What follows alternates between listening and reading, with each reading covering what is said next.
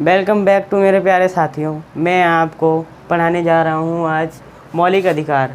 मौलिक अधिकार जो संविधान के भाग 3 में दिए गए हैं। भाग 3 में तो आज हम पहले 7 मौलिक अधिकार हुआ करते थे।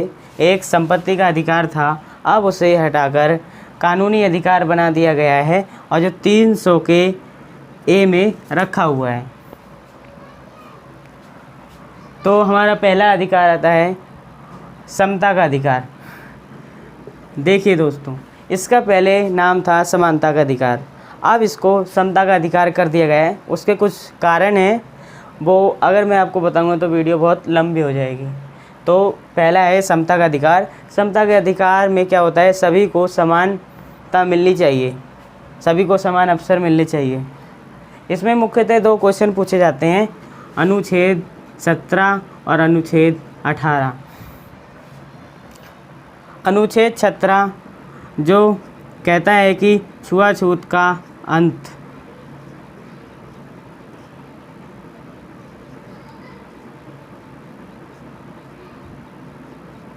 छुआछूत का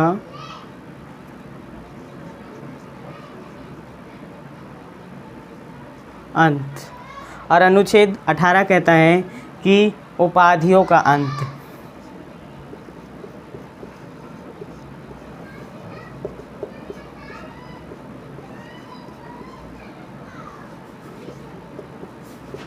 उपाधियों का अंत।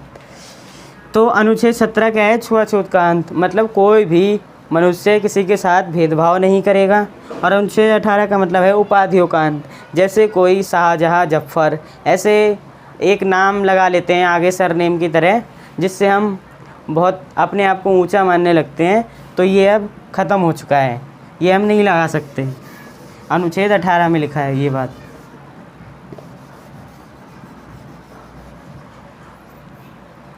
दूसरा है स्वतंत्रता का अधिकार। स्वतंत्रता का अधिकार,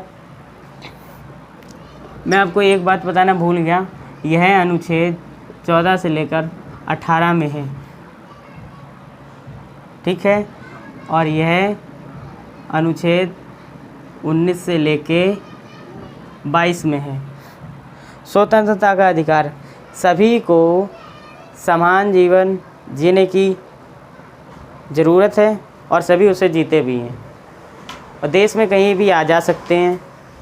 इसमें से मुख्यतः एक दो ही क्वेश्चन पूछे जाते हैं। उसमें से एक हैगा 21, अनुच्छेद 21। अनुच्छेद 21 का इसमें क्या लिखा है कि माता पिता की जिम्मेदारी है कि बच्चों को जब तक वह 14 साल के ना हो जाएं तब तक उन्हें शिक्षा देनी चाहिए।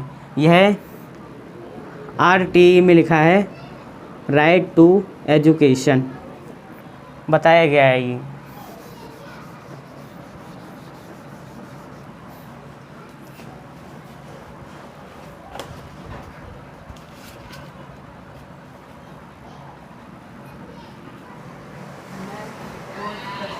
तीसरा है स्वतंत्रता का अधिकार,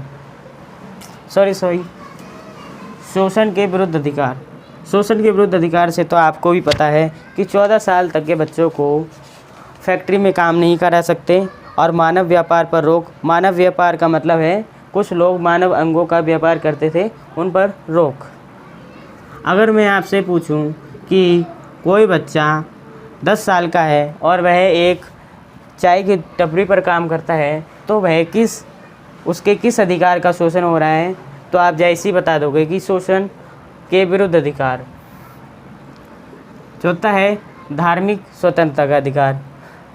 धार्मिक स्वतंत्रता से हम सबको पता ही है कि हमें यहाँ पर किसी भी धर्म को मानने की, प्रचार करने की, प्रसार करने की आज़ादी है।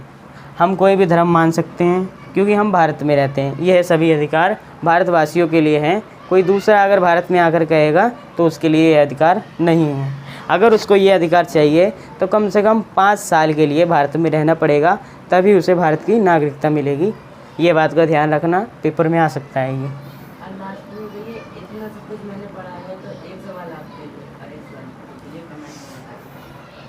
5वां है सांस्कृतिक शिक्षा का अधिकार। जैसे कि हमें नाम से ही पता चलता है, सांस्कृतिक व शिक्षा का अधिकार, इसका मतलब है कि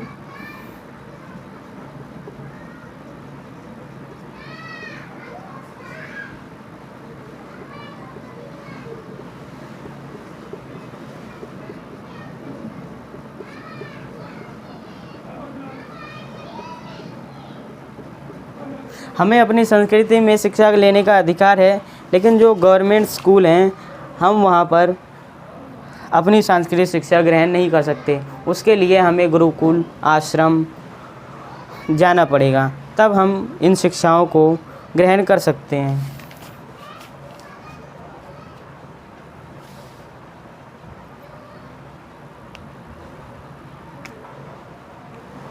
हाँ हाँ बेटा, बिल्कुल बिल्कुल, ठीक है ठीक है।